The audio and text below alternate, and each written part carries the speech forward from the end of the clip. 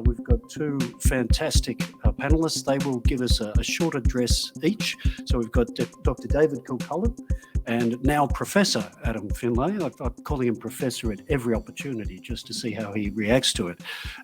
David will give us 15 minutes of remarks, and then Adam will give us 10 minutes of remarks, because professors can be very concise.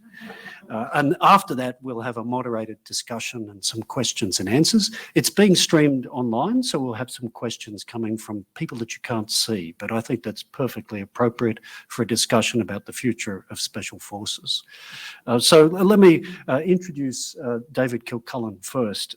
Anyone who's been following Special Forces for decades now knows of his work, so everybody here probably knows of his work. He's a former soldier and diplomat. He's a scholar of guerrilla warfare, terrorism, urban conflict and the future of conflict, and he's served for a quarter of a century, two governments, the Australian and US governments. He teaches at military colleges, at universities. He's a prolific writer, and even better than that, he's a thinker. So he's a perfect person to have talk to us about the future of Special Forces, which, from my point of view, they're becoming more valuable, more important and more critical to Australia's and other partners' security. And I think David will give some insights about why, and he'll draw on the recent past, Afghanistan, a bit about Ukraine, and what all of that might mean for our future. And then Adam will build on that. Adam, now Professor, as I mentioned, of Practice, Defence and Regional Security at Griffith Asia Institute, a really fine outfit. He retired from the Army as a Major General after only 37 years of military service.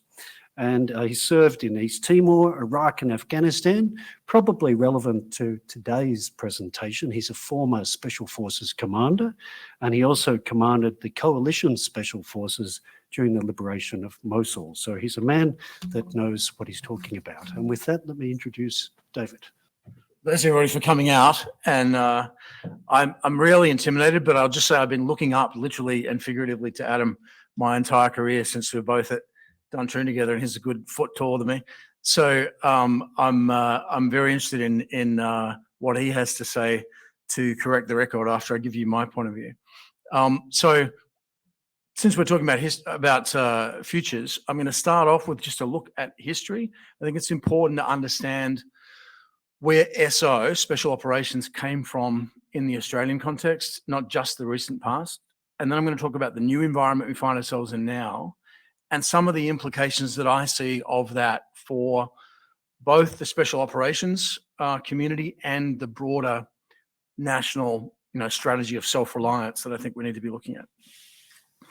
So most people are pretty familiar with things like Operation JWIC, the raid on Singapore, or the Rimau operation that followed it in World War II, with the independent companies or the commandos that were formed around the outbreak of the Pacific War, with Coast Watch or the Coast Watchers, which was in fact Royal Australian Navy multi-role, multi-year strategic reconnaissance operation, and then a variety of other sort of little special operations organizations of the World War II era.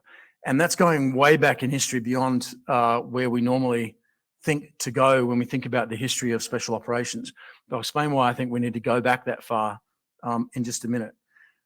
World War II really created the Special Operations Australia framework and located it within a broader allied context, which has been surprisingly enduring for the last 80 years or so.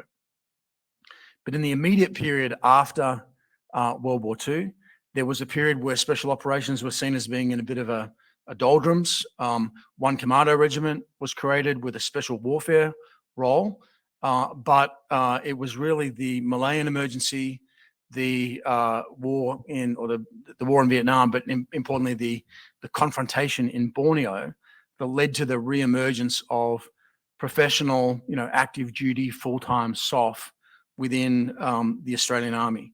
And the legacy of special operations that our generation grew up with was really the SAS regiment in Vietnam, famous events like the tractor ambush, which literally everybody studied coming up, the experience of trainers like members of the Australian Army training team Vietnam, some of whom, particularly the guys like Peter Shilston and Ray Simpson, who actually commanded battalion-sized groups of Montagnards running around in the Central Highlands, or the sort of always enigmatic Barry Peterson.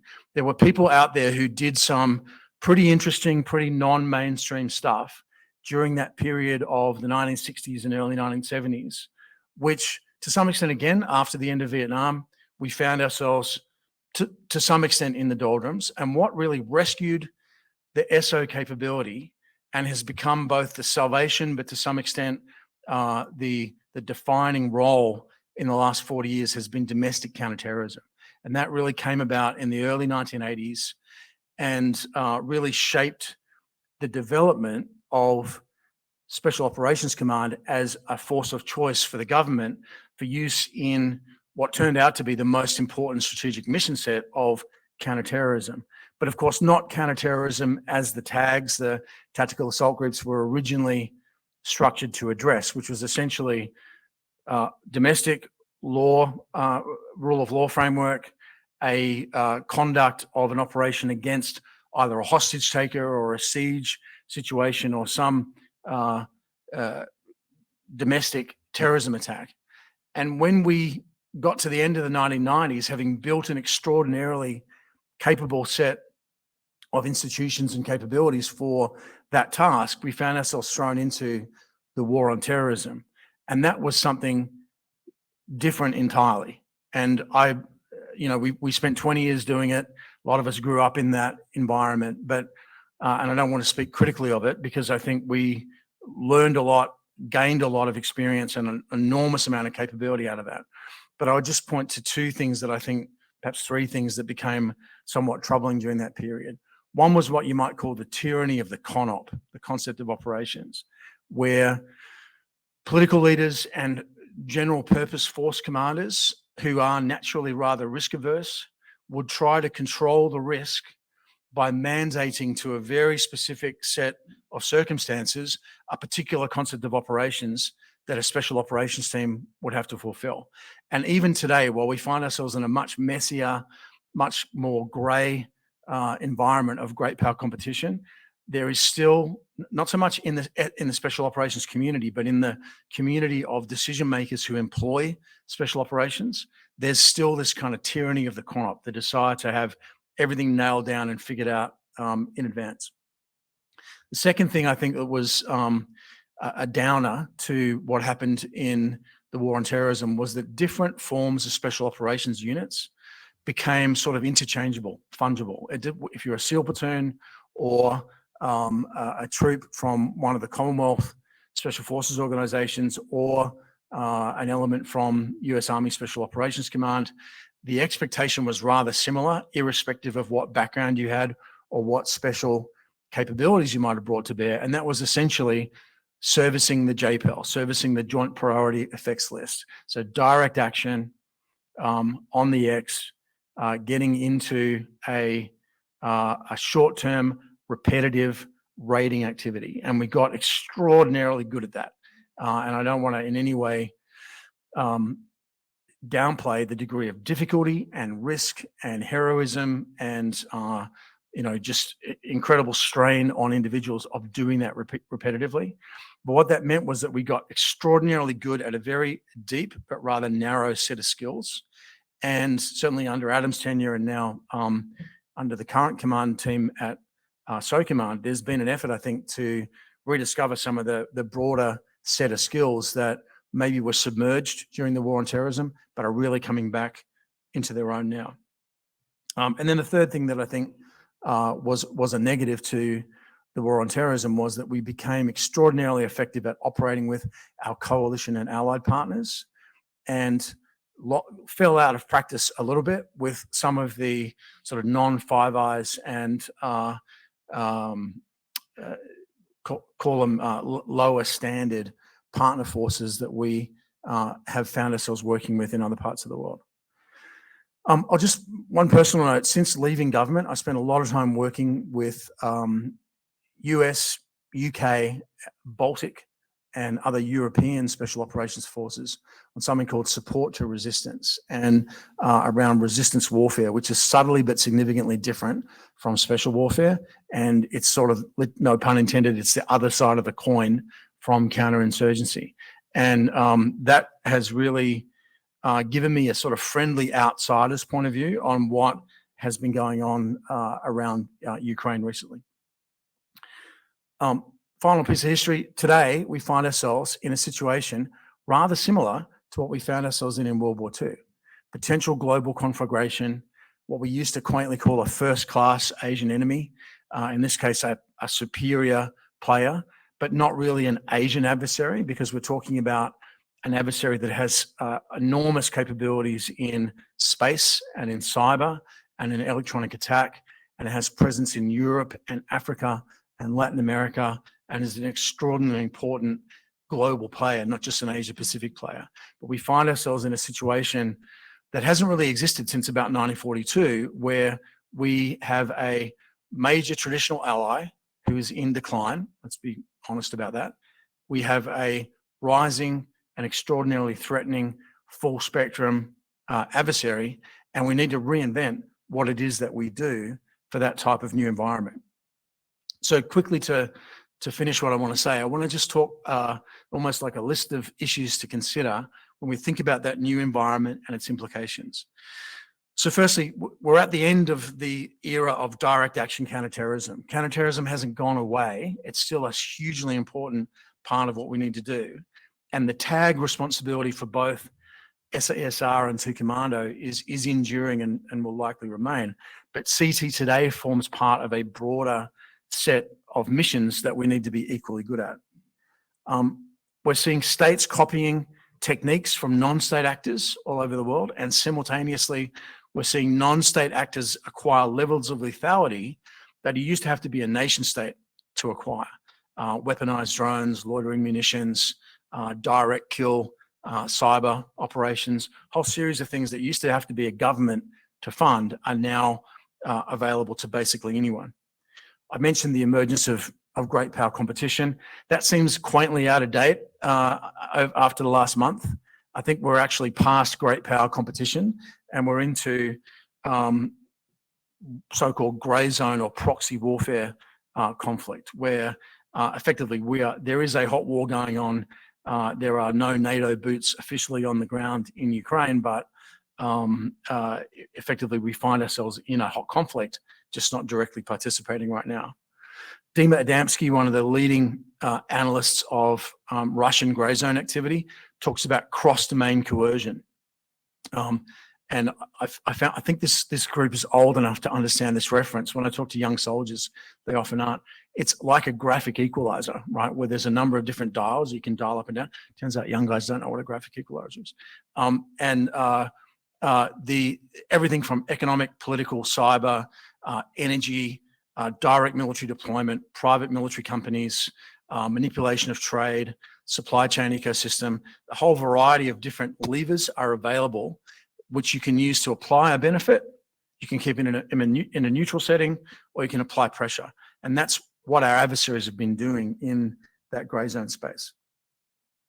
That doesn't mean that traditional special operations are unimportant. And just to point to one incident in Ukraine, arguably the Russians attempted to mount what we call a coup de main operation on the first morning of the war in Ukraine, launching a heliborne assault into a place called Hostomel just outside Kyiv, attempting to seize that airfield. 7th Guards Guards Air Assault Division, which is the sort of the Russian equivalent of the 82nd Airborne, was already in the air from its base in Pskov, flying in a number of very large transport aircraft, intending to hit the airfield about 20 minutes after the helicopters. And that entire plan would have put tanks on the streets of downtown Kyiv by lunchtime on the first day of the war. And that was very clearly the Russian intention. A small US and UK trained Ukrainian SOF element was on the airfield, along with a territorial defense brigade, part of the total people's defense structure that the Ukrainians have been building since 2014. That essentially reserve local guerrilla unit partnered with a small SOF team that was trained and experienced in operating with initiative in the framework of a commander's intent instead of the traditional top-down, post-Soviet style of operating of the Russians. Defeated the coup de main, shot down 6 helicopters, killed a Russian general, and completely screwed the Russian plan by breakfast time on the first day of the war, right? That's what a special operation is, right? The mission is special. The people doing it might not be badged or qualified, but the mission in this case decisively changed the course of the operation. You'll be aware that the Taiwanese are claiming that there's a Russian intelligence leak saying that Beijing was planning to invade Taiwan later in the year if Russia had gone well. We need to verify that before deciding whether it's true or not. But if it is true, that would suggest that they didn't only disrupt the Russian plan, but potentially change the geopolitical environment. So we're in that operating environment. I want to point to one final thing before talking implications, and that is that there are opportunities and enormous risks from the explosion of connectivity that's occurred in the world really since about the turn of the century. One of the biggest issues for special operations forces is that it's almost impossible now to remain fully clandestine or covert for very long. You can achieve what you might call delayed attribution, where it takes long enough for the adversary to figure out what's going on and who's doing it, that you're not there anymore when the response comes. And a lot of how the Russians have traditionally operated is structured around doing that. But there's this sort of ubiquitous, persistent, decentralized surveillance system out there, everything from TikTok to Instagram to everybody with a cell phone camera, that makes it extraordinarily difficult to maneuver. You guys may be aware that Google turned off live traffic data in Ukraine on about the 5th day of the war because Ukrainians were using the red bits on the map in Google traffic to figure out where all the road-bound Russian convoys were to go and ambush them. So it's sort of real-time, decentralized surveillance, making it basically impossible to operate in a traditionally clandestine fashion. We can get into this in great detail in the Q&A session if you want to.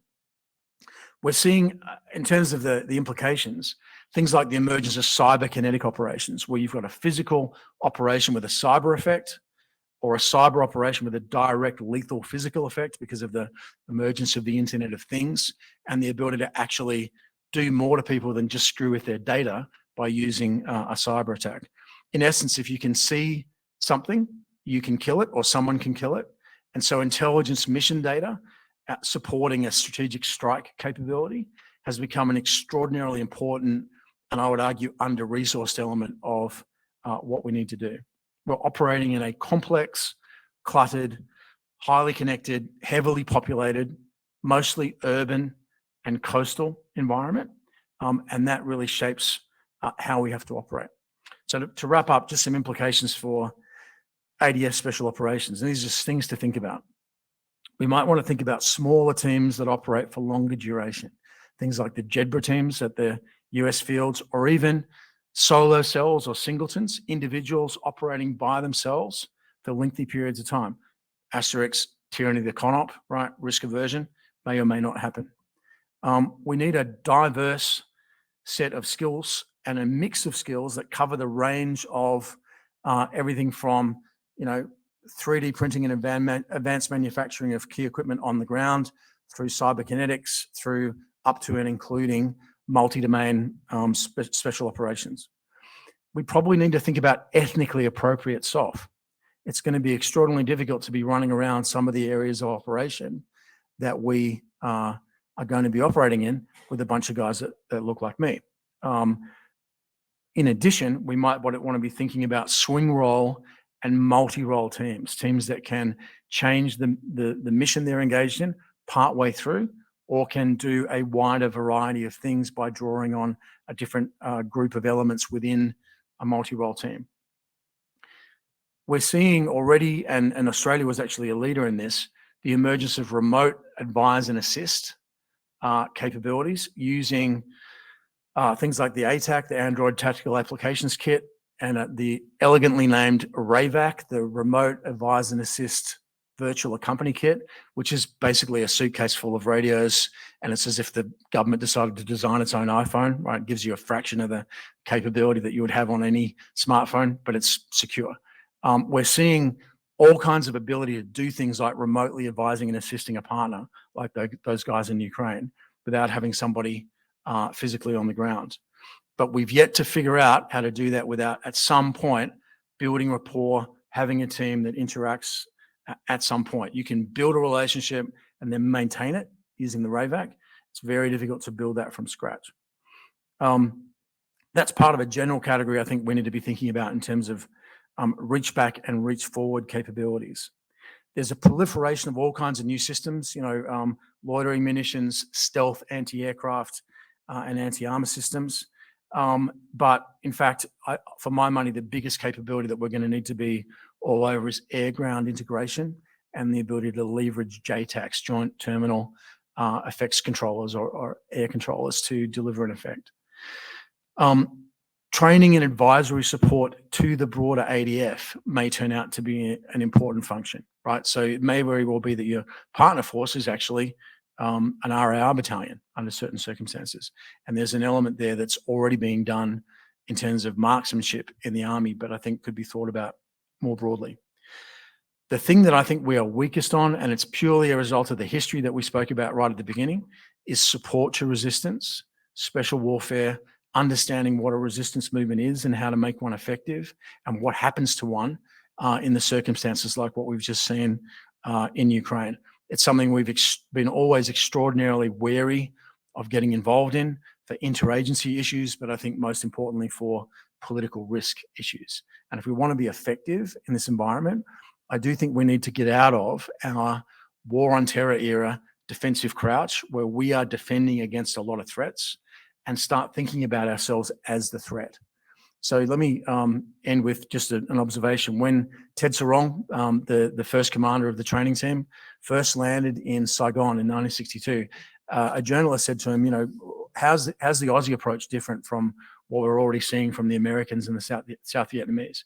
And he said, many Western troops think about the jungle as this kind of dark and threatening place with dangerous animals lurking behind every tree. In our system, we do the lurking. And I think one of the biggest things we need to think about in pushing the envelope is what does grey zone operations mean when we are the grey zone actor? Because if we're going up against a much more capable, much more powerful, much more widespread conventional adversary, which we will be, then it's no longer a matter of defending against grey zone threats. We have to figure out how to be the grey zone threat in the environment. So hopefully I've said enough to offend enough people that we can have a good discussion after. Now do you want me to throw just direct at him? Yes. Thanks, David.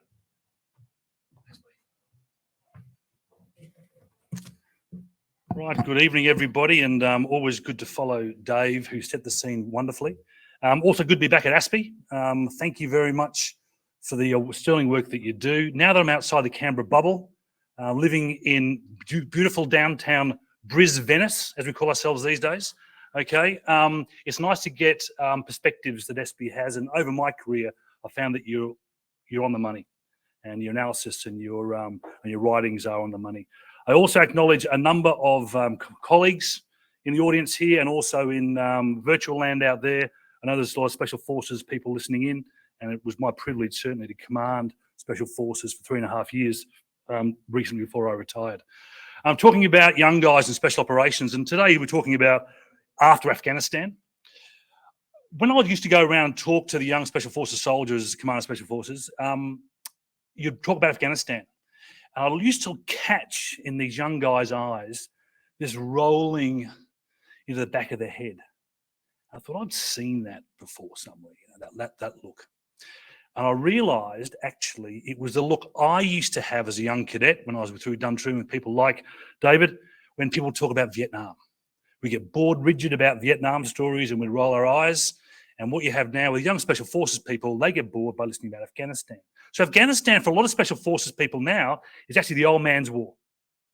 That's worth considering, particularly with new generations. So with my apologies to Afghanistan veterans out there, please realise that we're on the next bound. Now, it's about us after Afghanistan, but it's worth just dwelling. There's a lot of literature on this. What have our threat forces, what has China and Russia learned about us in Afghanistan? Well, they learnt that in 1991 and 2003, with the liberation of Kuwait and then the invasion of Iraq, despite your own political reservations or not of those particular operations, what you saw was a very, very impressive combined arms capability led by the US. And the lesson was, if you're going to take this on, you better be bloody good.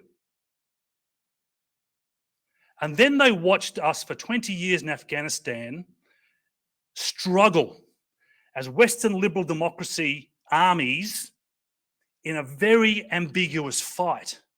And the difficulties we had with targeting, with positive identification, with the horrible implications of CIVCAS, bomb damage assessment. Can you shoot a Taliban person when he's got an AK-47? Yes, but when he throws it down, he is now a farmer. All of that stuff. The lesson was that Western liberal democracies are very, very bad militarily in legally ambiguous, ethically ambiguous, and morally ambiguous situations. So if you're not going to take on the full combined might of a US-led coalition, let's work the fissure in this area where Western militaries struggle. And so the nice, tidy world of the binary war and peace has long gone. And one of the problems is there's people in denial because it's comfortable. Peace is a happy place. And then we declare war with UN Security Council backing, and war has a whole bunch of overheads that allows us to act aggressively. It's flicking a switch. But when you work the seam, it's very ambiguous and we struggle. So now has been born the spectrum of competition, as it's known. And on one side, you have cooperation, that's the happy land. On the other side, you have conflict, which is the old conflict from what we know about. But the bit in the middle has expanded, and that's the competition zone. In particular, the grey zone. Now, grey zone is that area of competition deliberately set below the triggers to go in a conflict. So you work that seam because we're not good at it. And now the other adversaries who are not particularly bound by Geneva Conventions, ethics or morality, can work that seam better than us. The big thing about grey zone operations is the issue of attribution or deniability. You're much better if you can achieve effects there and be deniable. So hold that thought for a minute. Now, the spectrum of competition has got more complicated because it's now got this big competition bit in the middle, particularly the grey zone piece. But what has also become more difficult for all warfighting is the multi-domain dimension of warfighting. Now, the land, sea and air dimensions, Western armies have been dealing with that successfully, arguably for a century. But more recently, space, and the one that's really difficult and Western liberal democracies are getting their head around this is the cyber domain. The electromagnetic spectrum, the cyber domain, and information operations. Information operations sometimes rely on mistruths, lies, and as transparent liberal democracies, we have an aversion to such behaviours. Other actors don't. So that's the context that you're in. But I think to set a discussion up about the future of special operations after Afghanistan, it's worth getting back to some basics. I will deliberately leave out a big part of special operations, and that is domestic counter-terrorism that David has referred to. It is an ongoing requirement, politically, practically, and special operations will be involved in counter-terrorist operations. And we can talk further about that in question time if you want to, and the catastrophic loss of intelligence in Afghanistan and how that's affected the terrorism fight across the globe, which continues. But what I will go on is to the more conventional re-emergence, great power competition. Clearly, Russia is showing the way. Russia has a playbook. And whilst we will look at lessons from Ukraine, I also have every day when I read the open source reporting is what's the implications for us in Australia vis-a-vis China, Taiwan, First Island chain? What's China learning from Ukraine? So really simply, special operations have two purposes, and we need to just dwell on what those are. And the reason we're going to dwell on that is because our activities in Afghanistan have perverted the use and the perception of special forces. The mission profile used exclusively in Afghanistan is what's called direct action task. That is the type of task that exemplified in the movie 0230 or whatever it is, where you see SEAL Team 6 going into Abbottabad and killing, capturing UBL. So there's a DA task. And there's generations now growing up thinking that is what special forces do. Special forces can do that, but they can do a raft of other things. So getting back to the two core purposes of special operations. The first one is to enhance understanding. Enhance understanding to inform decision-making. And the second purpose is to expand response options for government. It can go from discreet to overt. There's a lot of people on short notice to move in special operations, and it can mitigate things like risk escalation. But enhancing understanding and expanding response options. So part of the journey that special operations has been on since Afghanistan has been to refine our DNA. Going back to the operations we've talked about, summit operations in World War II with independent companies in the north in our region. There's only three things the special forces do to meet understanding and response options. And it's worth understanding this. The first piece is called special reconnaissance, SR. And SR, by definition, is reconnaissance and surveillance conducted in denied, hostile, or politically sensitive environments to collect or verify information of strategic or operational significance. And we've been doing SR since World War II. The other one is strategic strike. I've already talked about the complexity of multi-domain operations, but there is an element of special operations that study, examine, and hone their skills in strategic strike to guarantee access. What I mean by that is with the proliferation of A2AD, anti-access area denial capabilities, how do you guarantee access when you must get in for whatever the political imperative is? So strategic strike can be kinetic, it can be non-kinetic, it's multi-domain in nature, and it gives government a guarantee to get in, to destroy a target, to recover a target, to do whatever the government bids. Now, those two roles are being pursued. They are difficult, they're high tech, there is a regeneration of capabilities that have atrophied, frankly, over the two decades in Afghanistan, but they are ongoing. And because they fit within the traditional domain of warfighting, ADF government, I think Australian polity is kind of comfortable with those two notions. I want to talk about our real roots and perhaps what is needed most in the environment after Afghanistan, in the world that we find ourselves in with peer threats in Europe and in our region. And that is what's called special warfare. Again, going back to the operations in Borneo, Indonesia, and as it is now, and Timor in World War II. Now, special warfare is characterized by working by, with, and through Indigenous forces. And when I talk about Indigenous, I'm talking about Indigenous forces in other countries, by, with and through Indigenous forces.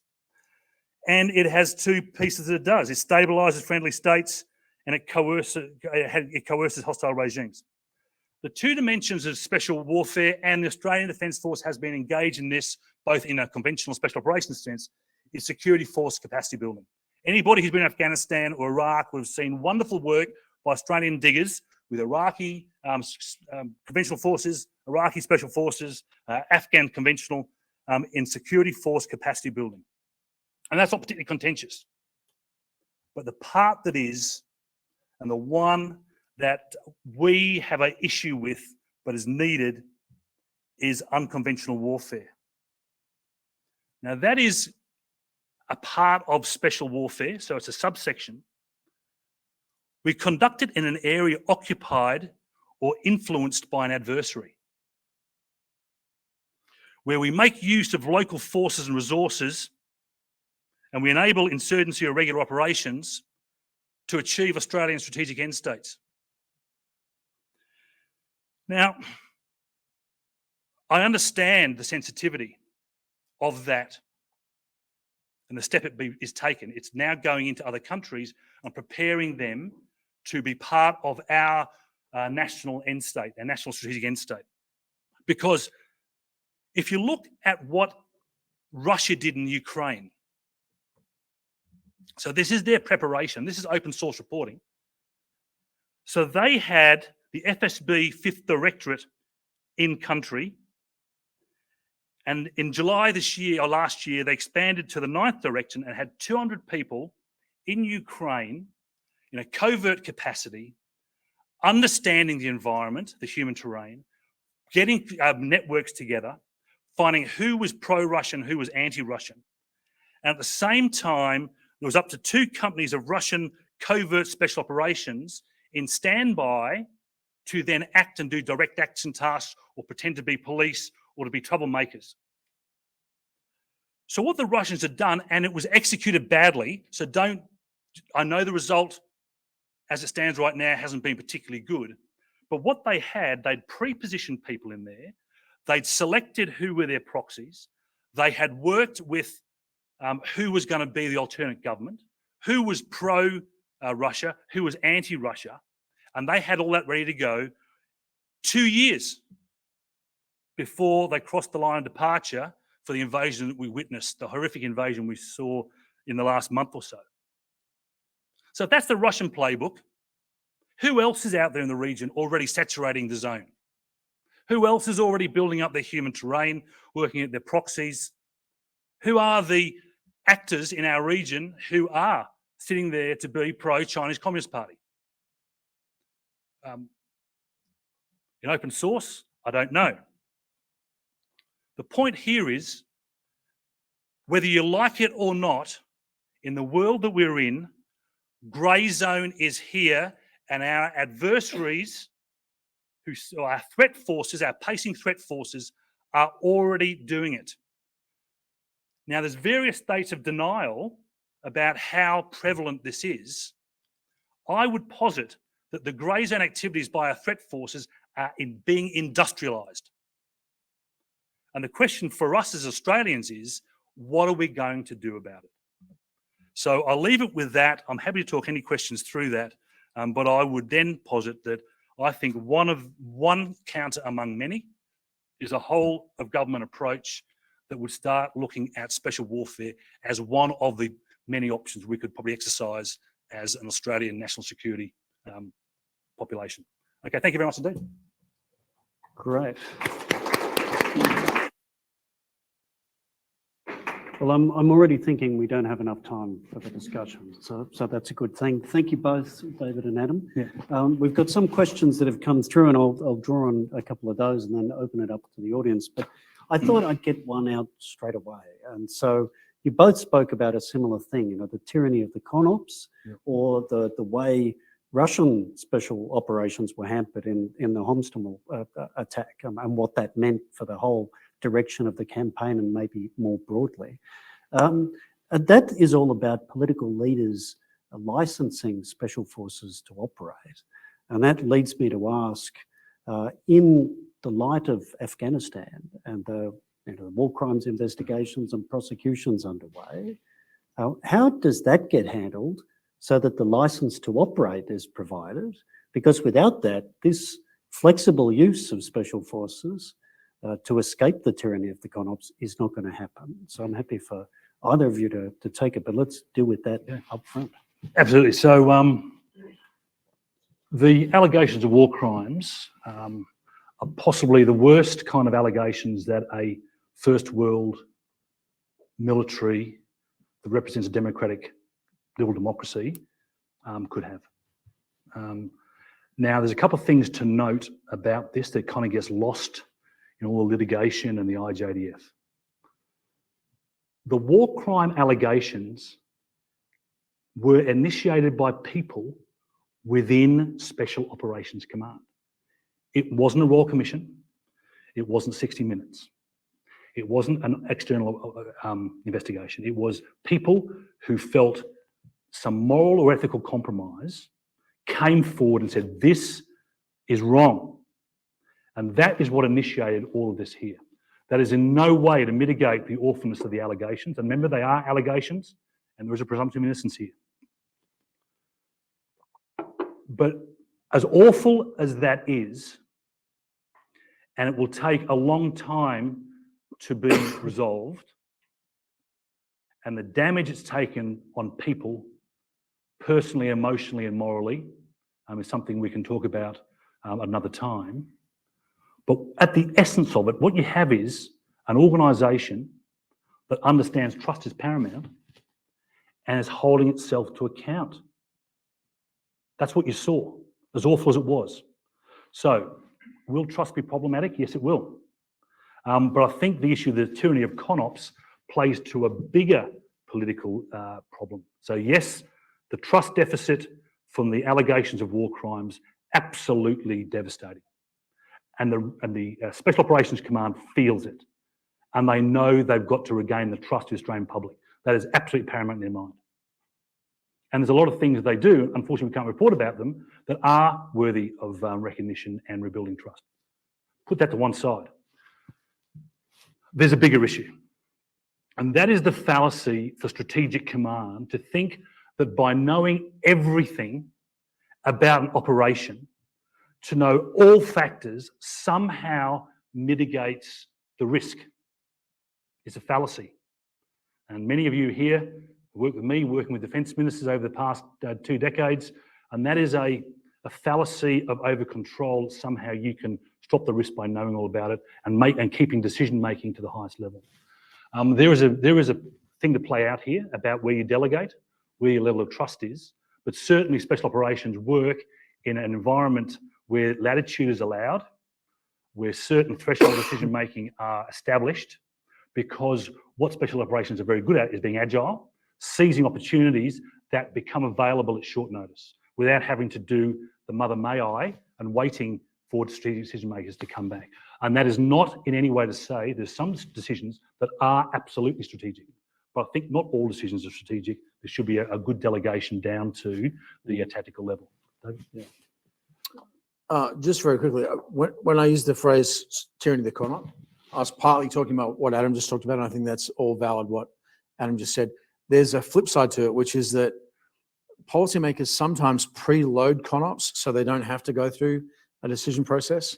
Not necessarily well known in Australia, but the most important screw up strategically carried out by, not actually by ground troops, but by a special operation in Afghanistan was the killing of a guy called Mullah Mansour, who was a highly corrupt, very unpopular leader of the Taliban, who was actually generating internal rebellion within the Taliban against him, right?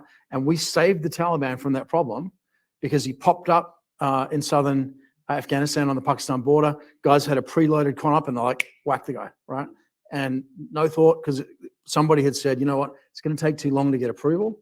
So they preloaded that approval. They see the guy, and he was replaced by a guy called Mullah Hibatullah Akhundzada, who's the current leader, who obviously, you know, turned out to be better, right? So we actually improved the adversary, arguably with horrific strategic outcome, by going the other way, right? So it's fundamental what Adam talks about trust, right? And it's got to be dynamic and continuous, what Elliot Cohen calls the unequal dialogue between political leaders and military commanders. So there's another theme coming through in our online participants, which is a bit about this. It's saying, so, you've both talked about maybe the dominance of the counterterrorism mission, and the future is still counterterrorism, but it's this bigger grey zone proxy conflict that we're already engaged in. Quite a striking observation from you.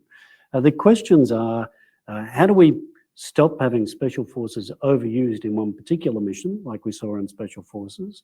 And what are the attributes of these super people that have all of this capacity? What should we look for in future special forces people? Okay. So first of all, the overuse of special forces is a belief that because of their high levels of training and exposure, perhaps, that they are a less politically risky option to employ. So if you're going to put soldiers on the ground, what you're doing is you're minimising risks to casualties and all the other kind of political opprobrium that you get from putting Australian soldiers in harm's way. I think that's a factor. There's another factor is that the operation in Afghanistan, and it never evolved. The original missions when SAS went in there very early in the piece in 2001, about a month after 9/11, absolutely a special forces mission. And taking nothing away from the wonderful bravery of the special forces people in Afghanistan, I never would do that. Nothing but praise for the courage and commitment. As the operations kind of evolved, I remember being an operational planner in Kabul, and I would have much rather had the expertise of Australian Special Forces fighting higher order targets, Al-Qaeda. ISIS are emerging in the northeast. And the tasks that were being done in and around Uruzgan, I think conceivably could have been put into conventional forces. So, and that's the role, and special forces, that's how it should work is, yes, you go in, you exploit, and then, because special forces are a shaping agent that are working the next bound. But in Afghanistan, we got ourselves in a bit of a muddle, and I think we just overused the same people. We weren't thinking dynamically, but then again, I think politically, they were very reluctant to take special forces off these missions because of the difficulties the government would have faced if we had increasing casualties. So, yeah, I would just say in the Australian context in particular, we try to keep up with and generate global strategic effect, for our allies through really three elements: submarines, strike aircraft, special operations. Ever since the middle of the 80s, the ground force component that is seen as being world-class tier one, equivalent to, Brits or Americans, is particularly SASR, but more broadly, SOCOMMAND since then. And I think that, unfortunately, that has negative effects on both the general purpose force and the special operations component as well, in that, as Adam said, you can get into a dynamic where you are using special operators for tasks that might be better conducted by a general purpose force, but it's better for politicians because it's less risky, smaller group, seen as more politically acceptable. And that means you overuse and exhaust and tire out people. And some people are up to 12, 15 tours in Afghanistan, but also it does tend to kick the morale out of the bigger general purpose force. And it's sometimes an excuse for underinvesting in conventional combat capability, right? I was actually in the middle of teaching a resistance warfare course to US Army Special Operations Command when the Russians invaded Ukraine, right? And mid-course, we had to go, right, stop talking about little green men, talking about anti-tank warfare, right? Like when it goes conventional, and you need large-scale conventional capability for that. And it's no good if you've under-resourced that in the service of what you might call the shaping phase of the campaign. So there's a balance, right? So what are the future people? What are the attributes in future special forces people? Can I just, I'll talk about special forces people. Remember, Afghanistan was a war of choice. We could put as little or as many people in Afghanistan because it was underwritten by AUS and NATO. That has made Australia strategically lazy. I know this will probably get me kicked out of the Special Operations Union, but the fact of the matter is that conventional warfare is won by conventional armies, navies, and air forces. Big land wars are not won by special operations. Special operations enable it, they support it, they shape the conventional force. So I think that's a big lesson out of Afghanistan. If we are going to have a conventional war, big armies, navies, air forces, they're the ones that will prevail in the end. Okay. So what kind of people do you want for special operations? Well, again, because of the Zero Dark 30 DA mission profile, what you want is someone who's 6'4", CrossFit, really good shooting, and has a whole bunch of characteristics for that particular piece. And that's not to denigrate that. That's where special forces kind of spun. And there is parts of special forces that need physically strong, smart, capable men and women. And we still have difficulties getting females through the selection course, both with commandos and SASR, because it is so physically demanding. I can talk about that later on. So hopefully we will get women through that. But when we get to special warfare, and we talk about cyber, we talk about space, what we want is non-tall white men. Non-white men. What we want is regional experts. We want linguists. We want people who are smart. We want the pink-haired guy from ASD on our team, okay, who drinks 7-Up. We want him on our team. There's a whole bunch of people that we need in special operations across the range. And one of the great bits of work being done at the Special Operations Training and Education Centre is how do we now map our selection criteria to increase the demographics and skills that we're going to need in what we think will be a large growth in special warfare. And David, you talked about Yeah, I talked about a bit of it, right? Smaller teams that can operate for longer duration, possibly individuals that can operate by themselves, JEDBO teams, if we can talk about that separately. The diversity of skill sets that Adam mentioned across a variety of things, ethnically appropriate SOF, right, fundamental. And I'll give you one personal example. So I went through some training. I was never in SASR, but I went through some training off the coast of Victoria where the training exercises pretty typically were get up at 4 a.m., run 10 miles, get to a clearing where you see a foreign weapon.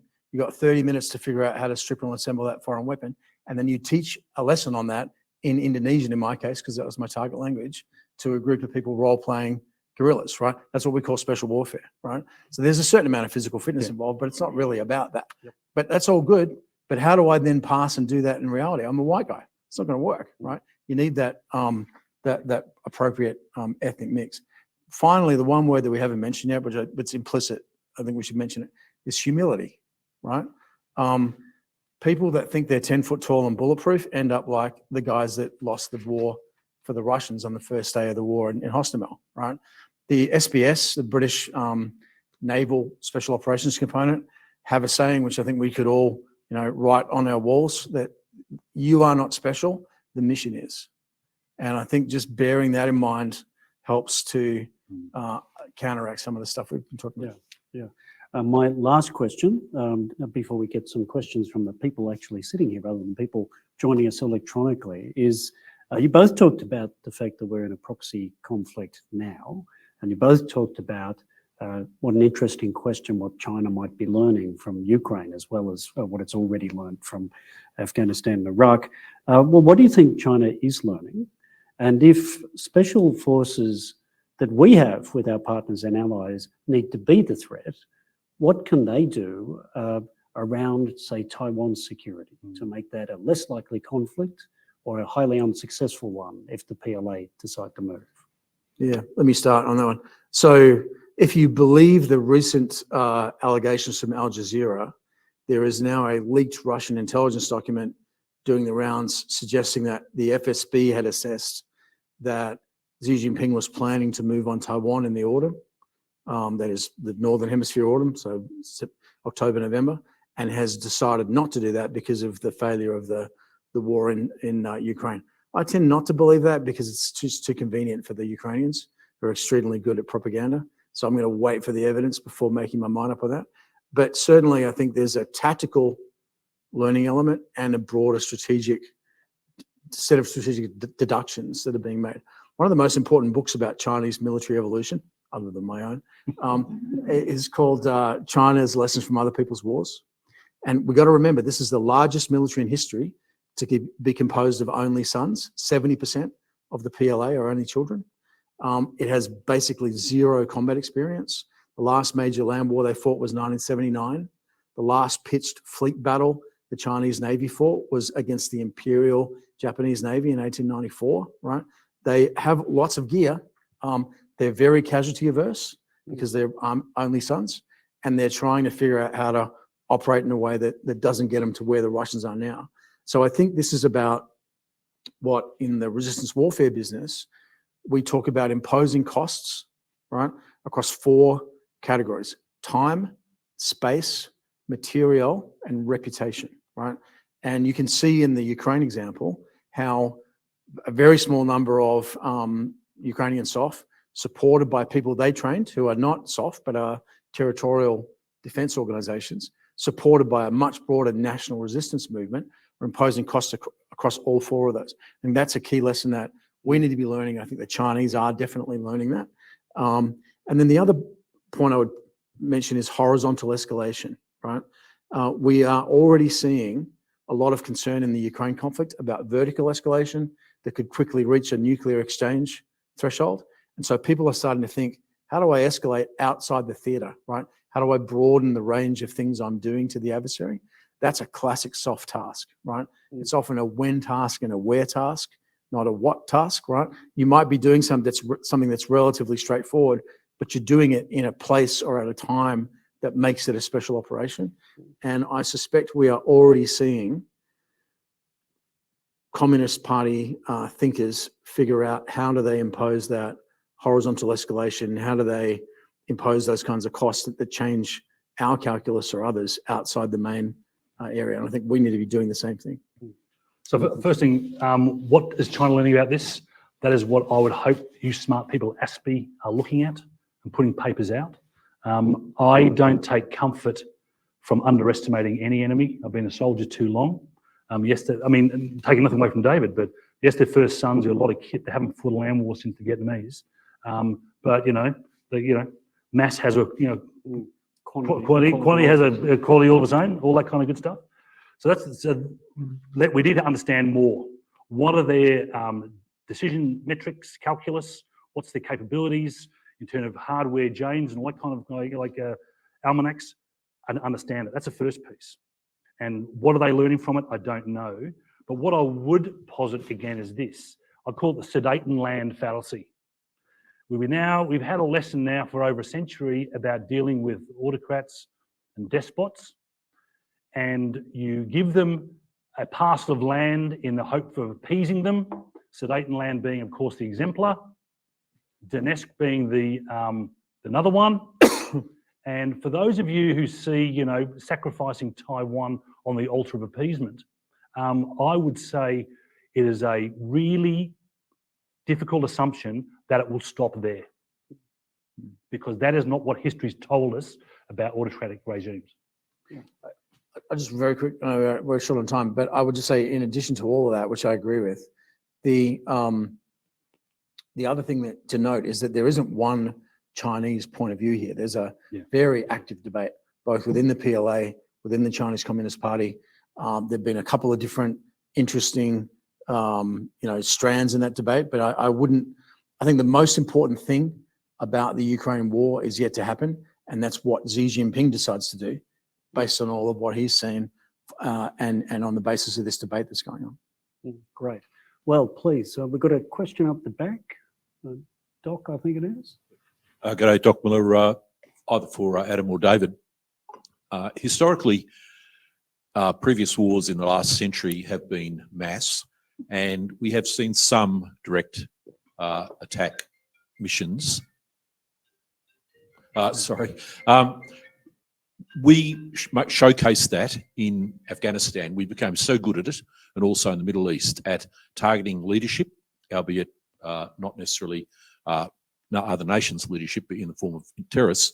We're now seeing in a conventional war with ground forces, Zelensky's had numerous special forces attacks against him and has managed to survive them. We've also seen some extraordinarily successful Ukrainian attacks, albeit info war, on Russian leadership, on their general officers. I think 4 dead and attacks on their pilots. If we turn that on ourselves, how well is Australia positioned, and is there a role in the counter terrorist role for special forces in training or protecting us? Certainly, I don't think our force protection is particularly good to protect any of our senior leadership or any of our special people, JSF pilots. I would, if I was doing a red team, I'd be targeting elements of the ADF, not the ADF en masse or when it was kitted. Yes, that's absolutely true. I will just add that the weak point in the target set for an adversary is not the political leaders who have their own PSDs. It's not the military commanders and the units, it's the families.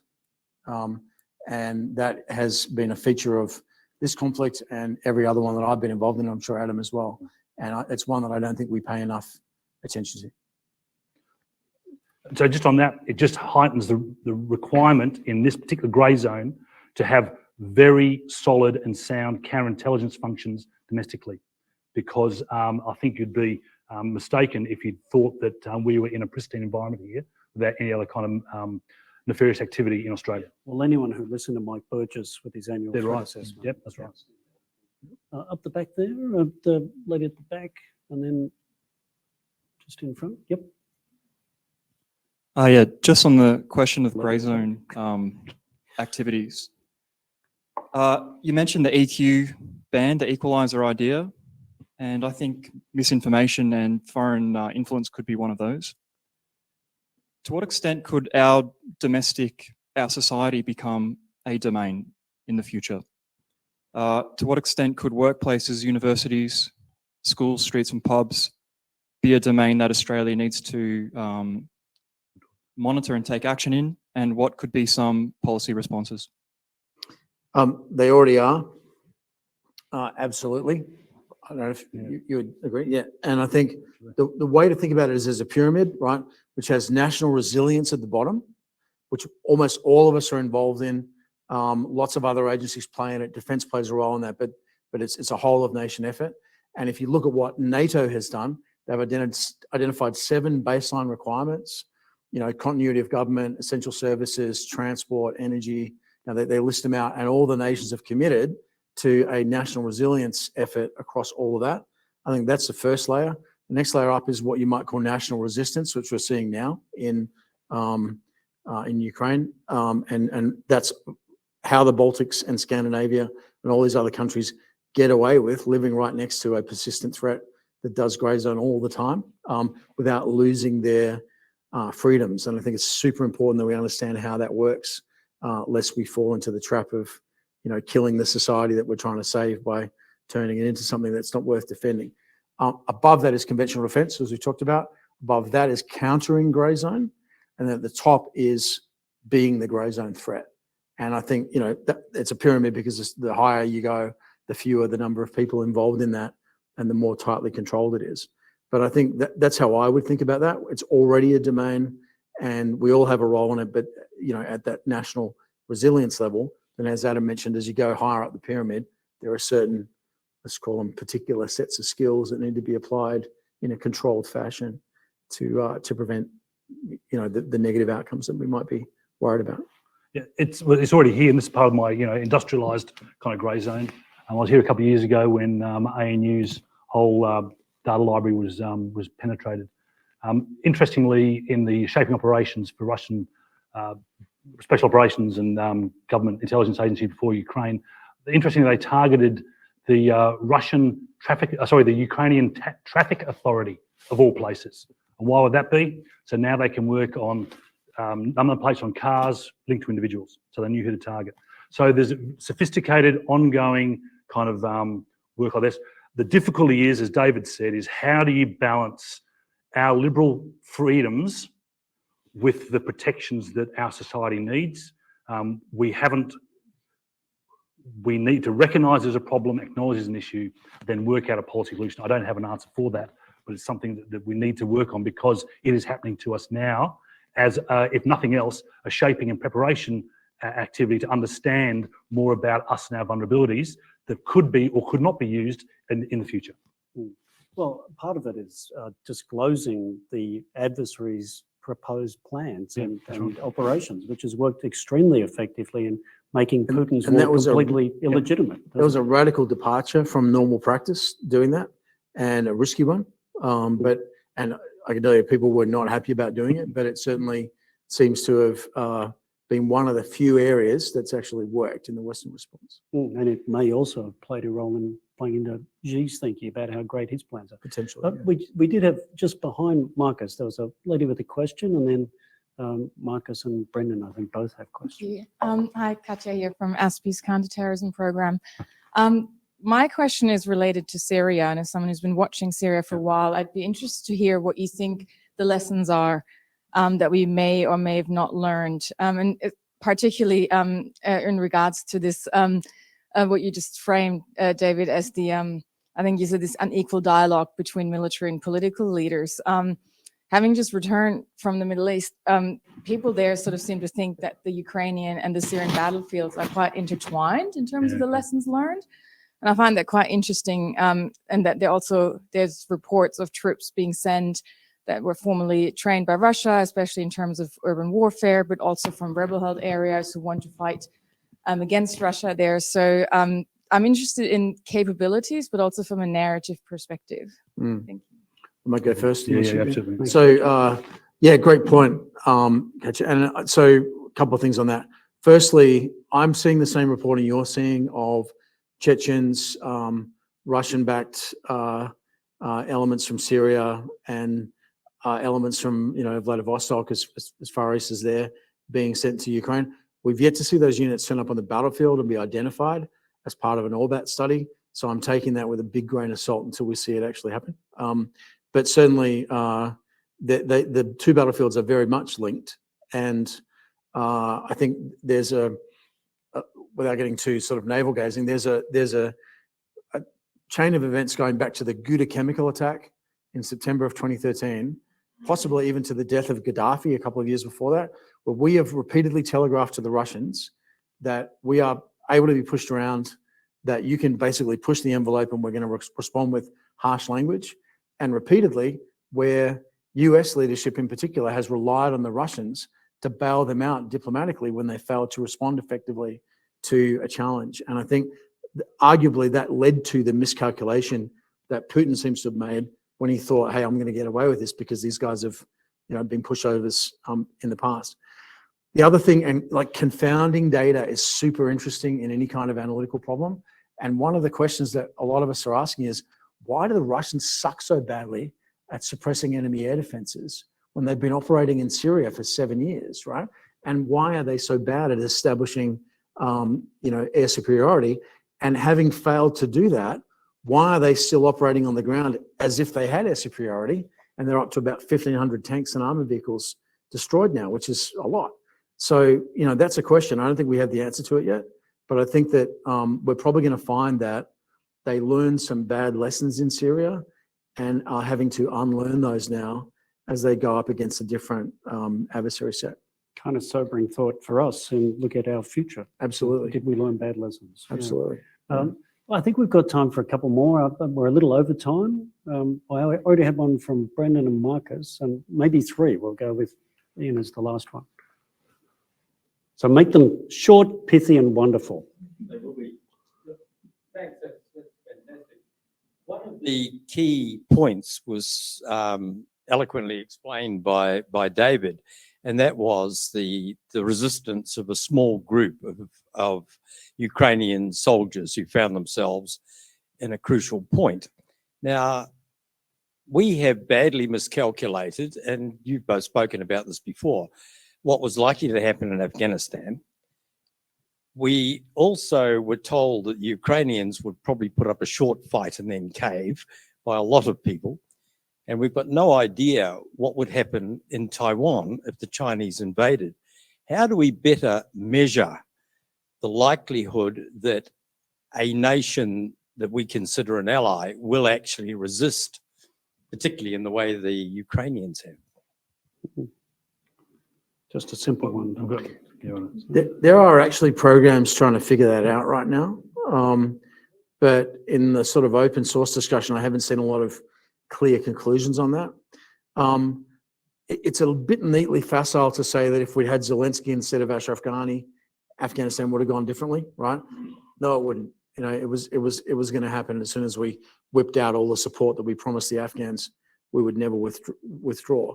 But Zelensky's an interesting case in that that extremely determined political leadership has actually given steel to a lot of other stuff that may very well have collapsed if he'd been killed or captured, or if he'd run away, as he was offered to do by the US government. So I think that you know, that's an obvious lesson, but I'm not sure that we can draw any practical meaning from it till we see how this all plays out.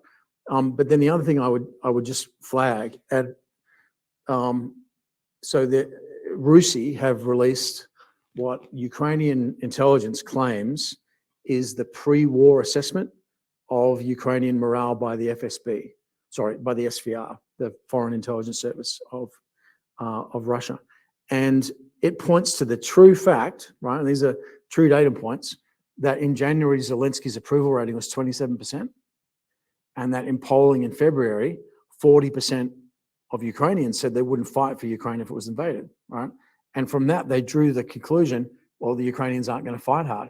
Turns out when the tanks roll, right, and your aunt's house gets destroyed and rockets hit the mayor's office, people get pissed off, right? So it turns out that there's like, once you start the conflict, a lot of the things that seem, you know, fixed early all change, right? And I think that's the bit that we just struggle with. You can map all this stuff. It's feasible to do that, but it's hard to figure out when you take a really dramatic action, what's the non-linear, you know, complex reaction to that going to be?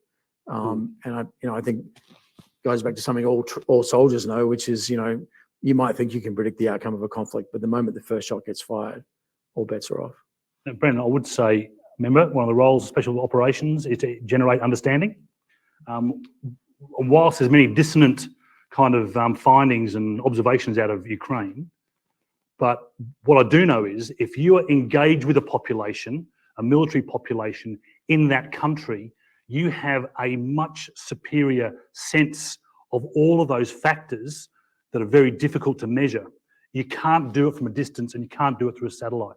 And whilst this is very, very different from Ukraine, I think a recent really good example was when Australia and Papua New Guinea cooperated for APEC 18. Mm-hmm. So in a 2-year lead up, Australian Special Forces and conventional forces worked with the PNGDF. They worked out weaknesses, they strengthened those weaknesses, they got to know personalities, they got to know the mission profile, we worked with them. And so the sense strategically in Australia of what was once worried about a threat environment in APEC 18 had complete clarity because of our people in there. If you want that level of understanding, you've got to invest people. And one of those people you can invest is a special operations organisation. People over time. Yeah. Over time. Yeah. So we've only got 2 more, and then you can ask it in discussion afterwards. So I'm sorry. I'm reminded of that Yogi Berra quote. You know, it's hard to predict the future, particularly before it's happened. Right. Okay, well, Yogi Berra. Oh, yeah. Hi, Marcus Hellier from ASPI. So the ADF's very small. It's been pulled in lots of different directions, and the Army in particular. So at the moment it's having to deal with lots of HADR type activities. At the same time, it's sort of having to grow into information operations, unconventional operations, and all the kinds of stuff you describe as grey zone. But I guess my view is more and more stuff is grey zone, but we tend to keep investing more and more in the traditional conventional core of the ADF and the Army, and Land 400 is a classic example there. So do we need to kind of change the balance of investment? And I know we can't sort of suddenly create 3 SAS regiments overnight, but can we work in the other direction and sort of make more of the conventional Army a kind of special operations force, or give them special operations ways of thinking? Because we're never going to have the conventional mass to really shape wars in our region. So do we take a different model, a more unconventional model for the big Army? A couple of the online people mentioned OSS and Special Operations Executive actually stood up and started operating pretty quickly in the second. Well, Marcus, it's nice to actually put a name to a face. I've read all your stuff over the years, so nice to meet you in person. First of all, no, I think you need to invest in a conventional military that does conventional things because it is the only organisation in Australia that can do that. That's the unique differentiator for the Australian Defence Force. And I've been around long enough now that when it does turn nasty and kinetic, you need something, albeit we're a small force and there is issues about Australia's demography supporting the size of the ADF, but we've taken a decision philosophically to have smart people in the ADF and leverage what we can in autonomy and a whole bunch of smart systems to generate the mass we can't do physically. So no, this is not an either or, this is an and, okay? And you need Land 400, and I'm really tired of the, what I would call the facile debate about tanks, and I can talk to you after about that. Having been in battle with tanks, they're really good, okay? And you need them. Come and talk to me about Mosul, because if you can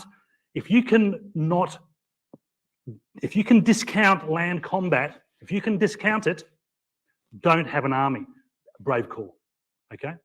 What I would say though is, could more of the conventional force be leveraged? Absolutely.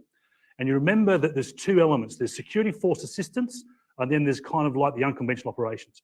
And the Australian Army has been magnificent. And there's something culturally about the digger that works really well with Indigenous forces in other countries. I've seen it firsthand in Iraq, Afghanistan, and in Timor.